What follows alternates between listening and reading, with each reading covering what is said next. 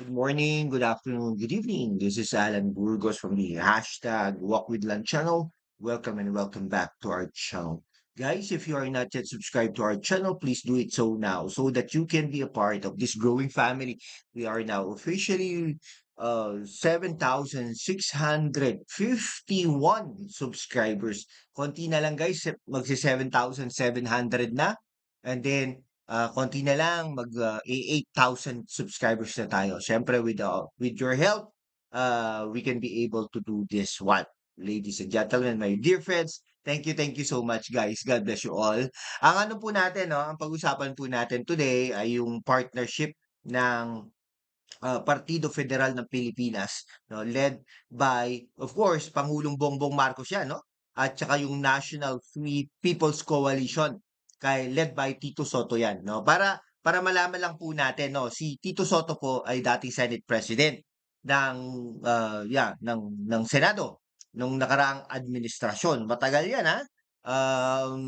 Halos anim na taon, no?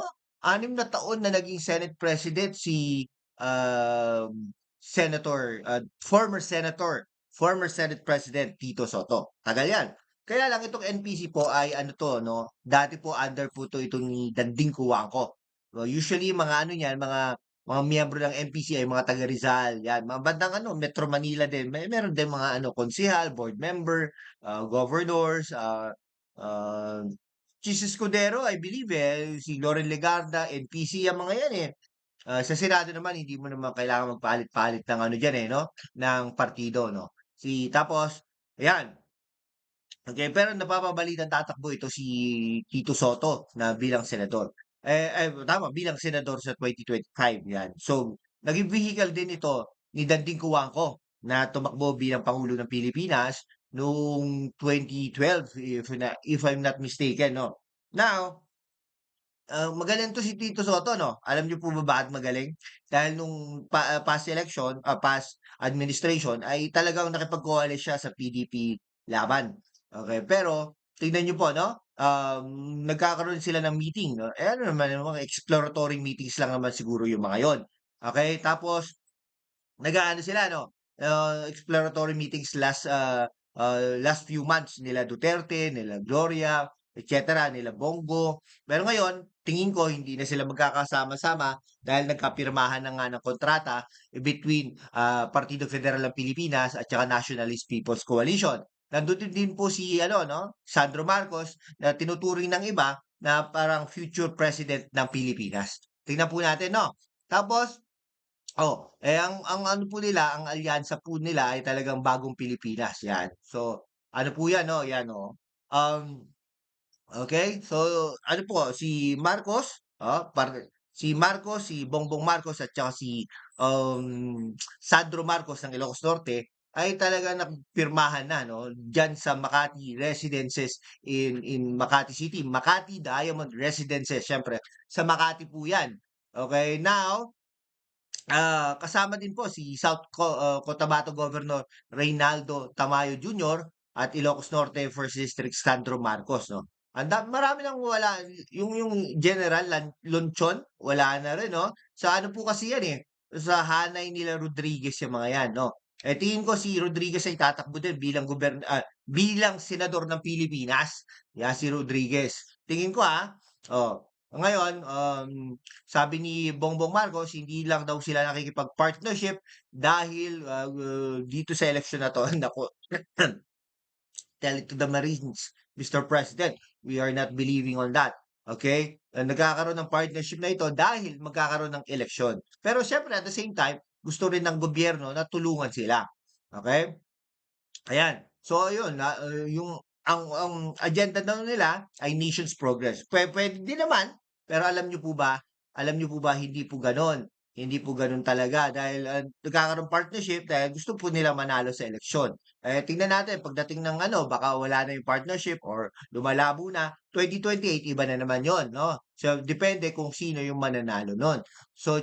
Chairman po kasi si Pangulong Bongbong Marcos, 'no. Talagang daw niya yung commitment, empowering, amplifying of the voice of every Filipino, talagang mag-unite 'no, dun sa mission na revitalize or rejuvenate and transform our country. Na talagang ano po kami do'n, gustong-gusto po namin 'yon, mahal na Pangulo. Pero, sa isang banda, aminin natin na itong partnership na ito ay talagang gusto niyong manalo. Siyempre, 'di ba, hindi naman papasok diyan ang MPC kung wala silang representative diyan sa coalition na 'yan. So definitely, isa o dalawa, na maging NPC member maging,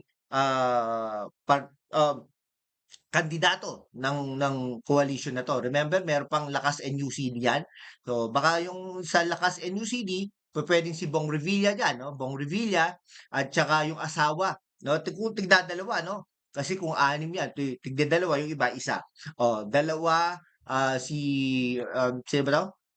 Si Bong Revilla at yung asawa ni ano, ni si Yeda 'no, si Yeda Romualdez, asawa ni Speaker Romualdez, dalawa 'yan. Okey, sa Partido Federal ng Pilipinas, si Manny Pacquiao, 'di ba? Si Manny Pacquiao nandiyan 'yan, 'no? Baka si gobernador din, eh, 'no, tumakbo din 'yan, 'no? O depende 'no, kung tigdadalawa baka nga 3 pa 'yun sa Partido Federal ng Pilipinas, hindi po natin masabi, okey? Yung ano, yung iba naman, marami pa ano, marami pa 'yan, eh, 'no? Diyan sa NPC naman, Tito Soto, okey, baka puwede pang, isa 'no, sino ba? Si Pia Cayetano ba o um, um, nasyonalista, oh, di Pia Cayetano 'yan, at saka baka may ano pa yung kay Villar, eh, 'di ba? Depende 'no, depende 'yan. So 'yun, so yung alliance nila ay talagang will foster cooperation and strong support, dun sa, adhikain ng ating pangulo. Meron daw silang 4,000 members 'no, yung 1,910 are incumbent officials. May ano pa 'no, may sobra pang 10. Pero siyempre inaano 'yan, talagang gano'n talaga yung inaano ni, Pangulong Bongbong Marcos 'no. Oh, sa ano NPC pala has 5 seats, ay talaga? Sino yung mga yun? Si Escudero, Loren Legarda, sino yung ano na yun, and then 38 daw sa House of Representatives. So more or less medyo malakas-lakas din pala ang NPC 'no, sa House of Representatives at tsaka diyan sa, Senado, okey? So biruin mo yun, 5 out of 24 'no, malakas yun, oo. Malakas yung, 5 out of 24 na yun. Hindi po natin alam 'no? Oh, sige po, okey.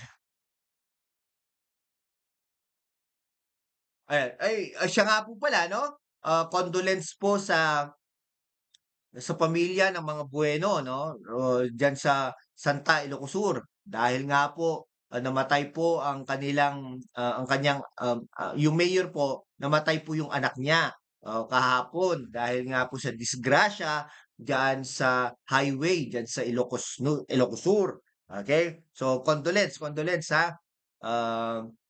Mayor, okey? Ang namatay po ay si Jerome, Jesus Bueno IV, okey? Ano po 'yun, nagmomotor, nagbi-big bike, barangay kapitan ng Barangay Rizal. Sayang nga po 'no, re-elect lang po niya, sa Barangay Rizal diyan sa, Santa Ilocos Sur. Ay hindi po nare-reelect, elect lang niya kasi bagong ano po 'yan 'no, matagal na siyempre matagal ng residente ng Santa Ilocos Sur 'yan. Talagang tumakbo bilang barangay captain, nanalo po, eh, siguro impluwensya na rin ng magulang 'di ba, dahil nanalo. Pero sabi naman ng mga tao ay butihin naman, palakaibigan, palakaibigan po 'yan 'no, at saka marami pong ano 'no, marami pong nagmamahal sa kanya, diyan sa Barangay Rizal, Santa Ilocos. Sige ano po, talagang mag-iingat-ingat po tayo 'no. Actually, nakakalungkot isipin hindi po naka-helmet, eh, 'no, si Barangay Captain um, ano ba 'to, Bueno 'no, kung naka-helmet yun baka baka nakaligtas 'no, hindi natin alam. So dapat tayo mag-wear po tayo ng helmet, ha? O sige po, hanggang dito na lang po mga kaibigan ko. Kung hindi ka pa nakapag-subscribe sa ating channel, mag-subscribe ka naman so that we can be able to maintain and sustain this channel. Thank you so much guys. God bless you all.